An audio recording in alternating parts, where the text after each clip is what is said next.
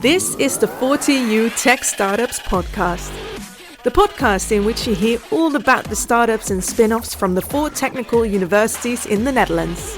From the challenges they face to the ecosystems they accelerate in, here we talk about what it takes to flourish and make impact on an international playing field.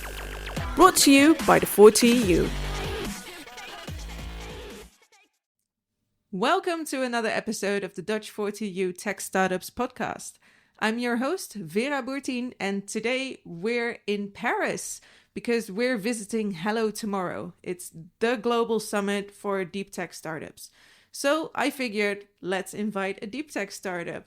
So today I invited Quix Quantum, and it's Stefan Hengesbach. Am I saying that right? Absolutely. Thank you for having me. Can you introduce yourself for a bit? Oh, it's a pleasure. I'll try to keep it short. So actually my background is in photonics. I studied engineering in Aachen, so I was always close to the Dutch border. And I switched my studies completely to optics and lasers. Was always fascinated about what you can do with photons and with light. After that, I did my PhD also in Aachen, spent a couple of time in the US for Fraunhofer, USA. Right. And I was always dealing with semiconductor lasers, integrated optics, integrated photonics. And after my academic career, I went to the southern part of Germany to Trumpf Lasertechnik, also, of course, laser and optics business. Yeah. And I went to sales and service. So not R&D anymore, but getting to know the customer side of business. And for Trumpf, I started my first quantum startup that was in quantum sensing, Qant, which is still in business and still doing a great job.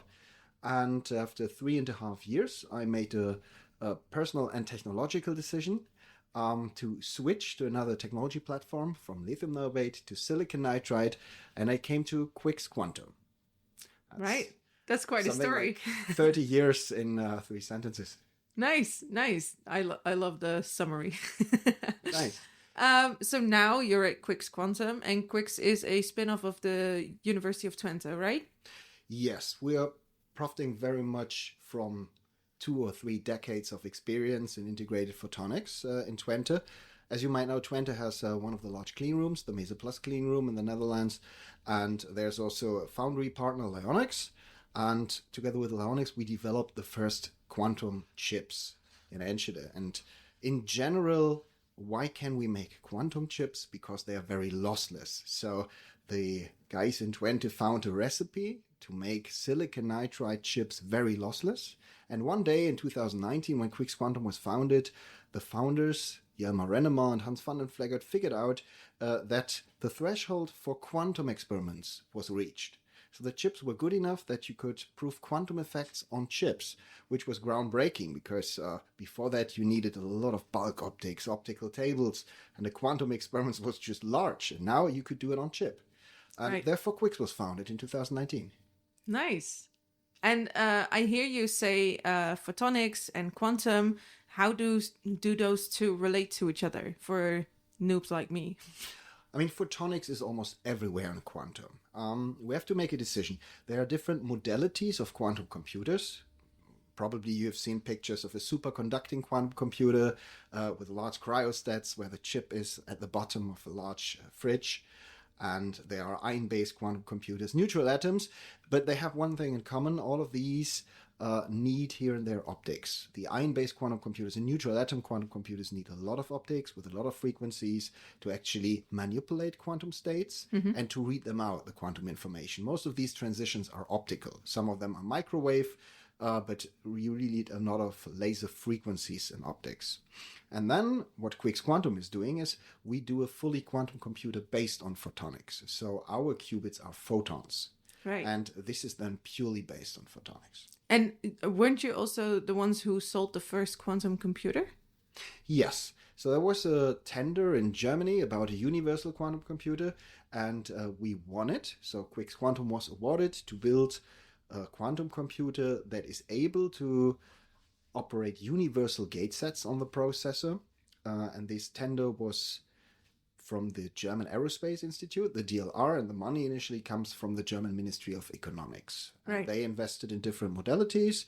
For example, they are also investing in a quantum computer based on ion traps. This is built in Hamburg, and ours is built on site in Ulm. So we have a team in Germany, beside the headquarter, which is in Enschede, and our sales team, which is in Amsterdam. We are also active in Stuttgart and Ulm. So we go where the talents and where the customers are. But that's like 5 to 6 years of being in business and then already expanding that much, right? Yes, I mean, expanding, we are 45 employees. We try to keep the company very focused. We design the chips, for example. We actually know how you can operate the chips in a way that they are on a fundamental level error corrected. And we do not manufacture these chips. So we try to leverage from the already existing supply chain that is in Europe. So there are several foundries specialized on silicon nitride and electro-optical materials, on piezoelectric materials. There are, of course, excellent foundry services for electronics. And also we profit from a lot of equipment from telecom industry that we use. Our quantum computer works at telecom frequencies. So there are a lot of high quality components. Right. So you already mentioned there's quite an ecosystem already. So what is the current state of quantum? Where are we at when it comes to the technology and the ecosystem around it? Oh, that requires a long answer, I guess. Where are we? Let's start in the Netherlands. Yeah. I mean, the Netherlands ecosystem is really very diverse and very broad. There are companies all across the Netherlands, and especially the universities are very much focused on quantum. You have Delft, you have Eindhoven, you have Twente, Amsterdam. And what I find really fascinating that even your Majesty King Willem Alexander knows what a qubit is. So there's also this nosiness and this interest in deep tech. You have quantum delta. For us, you have photon delta as well, and a lot of other initiatives. So the ecosystem in the Netherlands is really broad in relation to the size of the company. Then there's an ecosystem in Germany, and France is also investing heavily. The Nordic states are investing heavily. It's still very diverse in terms of technology. So Europe, at a glance, is following all the different technology approaches: ion-based quantum computers, superconducting quantum computers, photonic quantum computers, and so on. And I think we are, in terms of talents and in terms of expertise, we are really ahead of, for example, US. Well, that sounds good, because in also a lot of other fields we're kind of lacking, I feel like. Yeah, it's on the one hand side, I think, in terms of talents, and look where the Nobel Prize winners come from. We are ahead. However, in terms of funding, we're lagging behind. Right. So our job is now to compensate less funding by having the better strategies, having more access to deep tech technology. I mean, we have way more non-profit research organizations across Europe. This is how R&D works in Europe. That's completely different from DARPA-style investment in the US. You have TNO, the Germans have the Fraunhofer Gesellschaft, for example, Max Planck Gesellschaft. There are very specialized institutes for quantum optics and quantum photonics, for example, Max Planck in Erlangen, the Institute for the Science of Light. We have foundry services for photonical components, which do not exist in such a variety, for example, in the US, if we stick to this example. Yeah. So yes, I have a quite positive picture. It's diverse. We have different approaches in general to quantum. Looks promising. And well, like today, we're in Paris for Hello Tomorrow. Did you meet many other quantum businesses? Yes. Yeah, of course. I know the Dutch ecosystem very well. There are, for example, quantum companies in quantum communication like Qbert. There are equipment manufacturers like Orange Quantum Systems.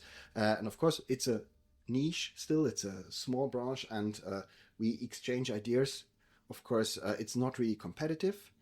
So there are, for example, in the Netherlands, not two companies specializing on the same equipment or in the same components. Right. So it's a very helpful and fruitful community. I had the pleasure of, for example, being in the pole position program of TechLeap together with a lot of quantum companies in the Future of Compute batch. That was very nice. So yes, there are a handful of quantum companies around, but if you look at the broader picture of Hello Tomorrow, I mean, there are even more deep tech startups in AI, biotech, and so on. Yeah, yeah. And do you see value in connecting with those as well? Like, can you learn something from them? Or are those fields like completely different? You can always learn on different levels. I mean, for example, if I exchange myself with founders about how did you get funding, what was your strategy, how did you find talents, these are discussions that you can always have, and you always learn something, to be honest. On the other hand, these different sectors and industries are interesting for us as end applications to address one day. You need to understand the problems that a quantum computer can solve, for example, biochemistry, to simulate quantum chemical structures. This is of interest, and also to get a feeling for how big the market is behind this. Right. Although we are not selling to these startups or directly to a company that's in pharmaceuticals. We want to sell to data centers, but it's never wrong to understand a business case or a problem behind your technical solutions. Yeah. And then if you compare it with, for example, biotech, what are the issues specifically for quantum startups? What hurdles are there still that need to be taken? Oh, I've never worked in biotech, so it's really hard to make a comparison, but I can answer the question, what is currently hard in quantum tech? It's really very deep tech. Understanding where the differences are, how we differentiate from other approaches, other technologies, and especially competitors who are active in the same field, takes a while. We have, on a high level, I think, a good pitch, but usually deep tech investors want to go into the details. So which IP do you have?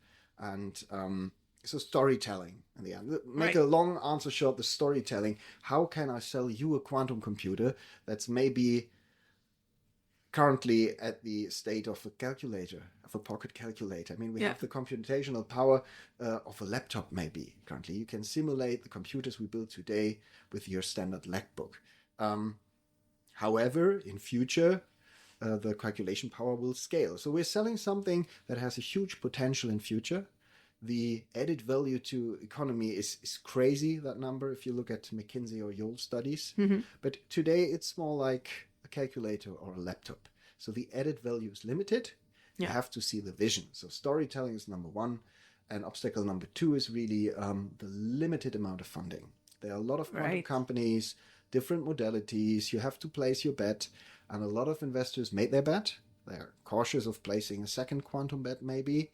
Others prefer maybe investing in AI or software. So finding the matches here is really challenging. Yeah, I think this is what all quantum companies have in common. And then there's another complication here. Other countries are directly investing in their tech startup. So we're in France. I mean, it's well known how Macron actually sets here some momentum, some impulses into financing directly quantum startups. Other countries don't do this. Right. So that's also challenging. So you have to define a strategy how you somehow close this funding gap. So what's it like in the Netherlands? It's a mixture of both. Right. I think the Netherlands... I don't know, the Netherlands is a bit too broad, but I think you have state investors who you have quantum on your agenda. So it's a topic that's already on the table, future compute. I mean, there's a dedicated pole position group now. Right, yeah. I think it's understood. And what we actually need in addition to subsidies and maybe state investors are really private investors. Right, yes. So if we can attract more private investors, and I think it's well known that the money is there, for example, in the pension funds, if we can create a win-win situation that we lock up more capital, invested in general in deep tech startups. I'm not only talking about quantum. I mean, this is a structural issue. Yeah. If we can let more capital work for us, invest in startups, I think that would be a step into the right direction. Yeah. Yeah.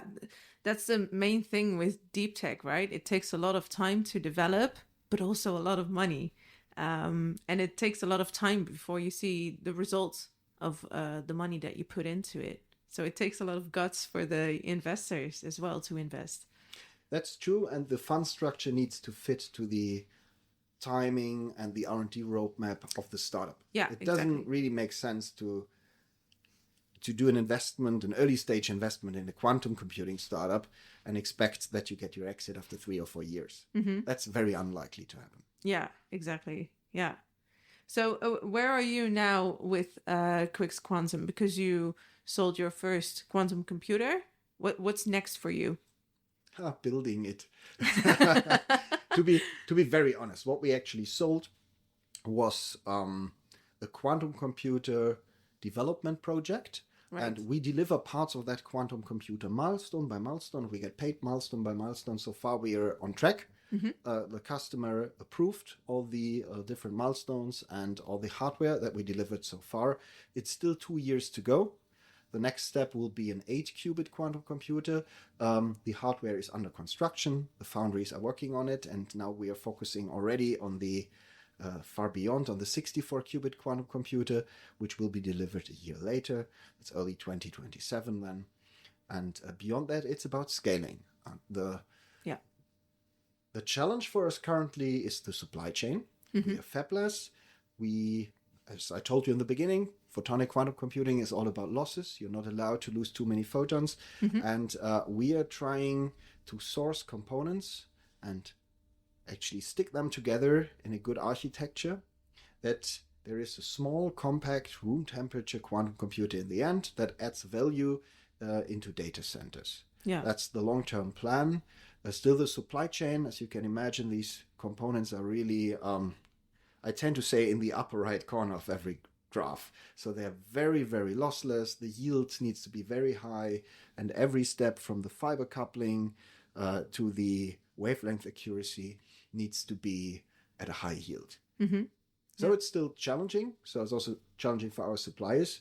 But there are so many activities, starting at the CHIPS Act, ending at the pilot lines, which give us momentum in the right direction, that I'm very positive that we actually can fulfill the promises we're making. Well, it sounds like a very clear roadmap for at least the coming 2 years. It has to be. I mean, if you don't set very strict specific milestones, if you don't give promises to potential customers, then you don't have enough pressure. Yeah. And you need that pressure. Yes, you need to make decisions. It's hard to transport, but you can build even a photonic quantum computer in so many different ways. And you can bet on so many different material combinations. You just need to make decisions. So freeze your electronics, it's good enough for now. Freeze your photonic integrated circuit, it actually does what it is supposed to be. And since I'm an engineer, I know that we tend to over-engineer some things. Yeah. So that's a pitfall of many deep tech startups, I feel like. Yeah, I mean, these wafer runs are very expensive. So every time we do a wafer run, it really hurts. Yeah. At the same time, then we have 100 chips again that we can test, and we try to combine as many solutions as possible on such a wafer, and as many possibilities and testing applications as possible. But you really need a deadline. Yeah. If there isn't a deadline, you keep on designing, you keep on going, and you can improve everything. Yeah. So deadlines are super important. Yeah. Well, that's very insightful, actually. I was also wondering, because you mentioned that you're working for a quantum computer for application within data centers, and to reap the benefits there. But what are those benefits? What is a quantum computer going to do that's actually better than the current situation?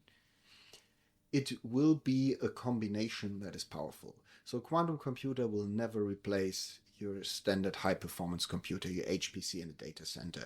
Right. A quantum computer also doesn't help you to stream Netflix. No, it's a completely different kind of computer. It's not built for that. A quantum computer can solve several mathematical problems very fast, where for example, a classical computer is overwhelmed by the number of possibilities. A quantum computer can solve this in one run. Yeah. And that's valid for specific quantum algorithms. One of the most famous one is Shor's algorithm, where you can factorize numbers and you can find prime numbers, for example. And I mean, that's one of the well-known examples that one day will make RSA encryption not safe enough. The good news is, okay, there are also combinations of problems where the quantum computer isn't able to solve that easily. So there's a threat, and again, there's a solution. I'm not really worried about the encryption. In 5 to 10 years, there is post-quantum cryptography. But this is one example, Shor's algorithm that everybody knows, Deutsch algorithm. So there are specific quantum algorithms. Quantum works with quantum gates. People are already beginning to program in these swim lanes and Hadamard gates and putting programs together. It's a bit like the reinvention of mathematics on a new type of calculation device. Yeah. And we have seen, we had CPUs in the beginning, then there were GPUs, so the graphic cards, then there was, I can still remember, there was the famous CUDA code from NVIDIA that enabled us, it was during my research period, to actually use Fourier transformations on graphic cards. That was a breakthrough that made computation so much faster. And now, next to the GPUs, there are the AI cards, and next to the AI cards, there will be quantum computers. Yeah. So it's one important puzzle piece for the really next generation of compute. Yeah, so where AI is the current hype, quantum will be the next? Will be the next, and there's also a very interesting combination, quantum AI. Oh. So the photonic chips we are currently doing are very similar to a neural network already. Right, so yes. There are AI applications also in quantum, since you're not only using the advantage of photonics, which chip really looks like a neural network where a lot of waveguides interfere with other waveguides. Since you're also using quantum effects, you can make this chip and this AI application very powerful in future. It sounds very powerful. To be proven. I don't want to overpromise. So it's still a big sandbox. The good news is there are plenty of quantum software and quantum application companies. Yeah. So we as Quix, we made the strategic decision not to write application software. There are 40 to 50 startups which are really specialized in quantum chemistry, for example, applications in finance. This is also interesting, fraud detection, where you look for patterns in a database. And these themes are complex enough that it's worthwhile starting a software company to do this. So we're not doing application software. We are partnering with experts from the fields, and our software stack actually goes to the, I would call it, operating system. Yeah. Well, I love how enthusiastic you are about it and how positive you see the future for quantum. You mentioned that in 2 years' time you have to deliver the quantum computer, basically. When are we going to see, like, people like me who are not working in quantum, when are we going to see the effects of quantum? Do you expect? When did you see the effect of AI? Yeah, that was a couple of years ago, but it was there like a lot longer, of course. I think quantum will be hidden. If we stick to the example with the data center, where you have different computers in a big data center, I expect the future to look like you're designing, for example, fluid dynamics on your computer. You click the compute button, and in the end, you don't really mind how your equations are solved, how your differential equations are solved. Is it done on a CPU, a GPU, or a quantum computer, a combination of all of them? Yeah. You don't know. Or if you want to optimize your portfolio, you go to a web interface and you click on optimization, and you know that company XY does this more accurate. Probably because they're using a quantum algorithm in the background. You will feel effects, but you will, I think, not directly see there's a quantum computer involved. Yeah. Faster trading, fraud detection, all these things where quantum is a huge enabler. it will be a bit hidden. And in the end, you don't really know which kind of chip is in your smartphone, right? No. You don't know what the microcontrollers are doing there. You don't know how many antennas it has. Same applies also to quantum computing. It has to be energy efficient. It has to fit into existing data structure. And the best is if it brings you added value, but you don't see it. Yeah. So invisible benefits. Exactly. That's a bit sad for us because you will not see the Quix Quantum logo whenever you click on the compute button. But it is like it is. A quantum computer belongs into a data center. Yeah. But then it's the case that you just need to share your story with the world and show how brilliant it is, really. Yeah, I think there will also be a demand. I mean, if I look at the added value in different industry sectors, just imagine you can go mining crypto coins faster by a factor of 2 to 5. Right. Or you can optimize your portfolio better just by a few percent. These are just killing applications. So there are really early adopters starting today. And we have built one quantum computer beside the big universal quantum computer that we sold. We already have one on the cloud.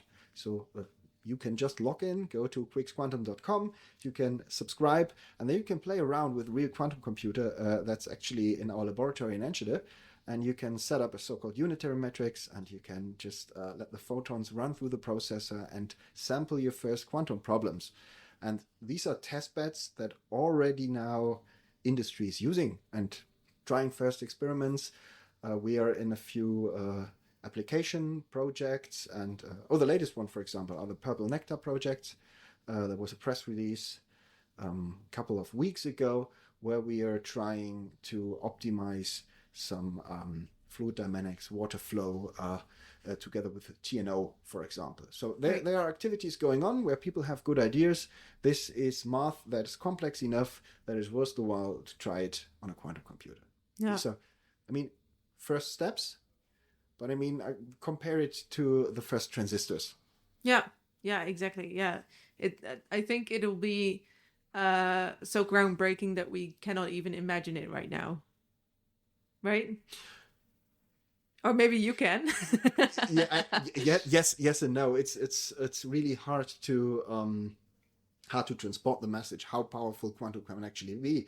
If you have a problem that scales exponentially on a standard computer, but only linearly on a quantum device, so the number of combinations, the number of states that you create on a quantum device goes to an insane amount. These are huge numbers, and the solution space that a quantum computer offers is really groundbreaking.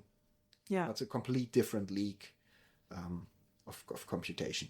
Yeah. So it's really hard to tell the story. In the end, it's, for example, let's take one of my favorite examples is really drug development and quantum chemistry. I was a bit shocked by the fact how less we understand, or that even in a standard chemical reaction, what's actually going on and why is this happening? And there's a huge demand in a better simulation, and that's might enable us one day, for example, to find replacement materials for lithium. If you just have better simulation techniques, and especially this complete material science and chemistry sector might profit very much from quantum computers. I try to be as vague as possible. I guess also some experts in chemistry are listening to your podcasts.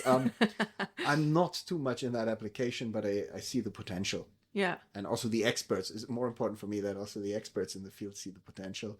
Yeah. Quantum chemistry, 1 qubit per element, somehow, that's the rule of thumb that you want to simulate, and you can actually find out why things happen in the world.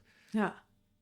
Well, it all sounds very exciting, very promising, and I think we can continue talking about it, but we've already been talking for almost half an hour. So let's conclude this episode here, and maybe we'll talk again back in Twente. So Stefan, thank you very much for all your brilliant insights, and good luck at the rest of Hello Tomorrow. Thank you very much. It was a pleasure being here.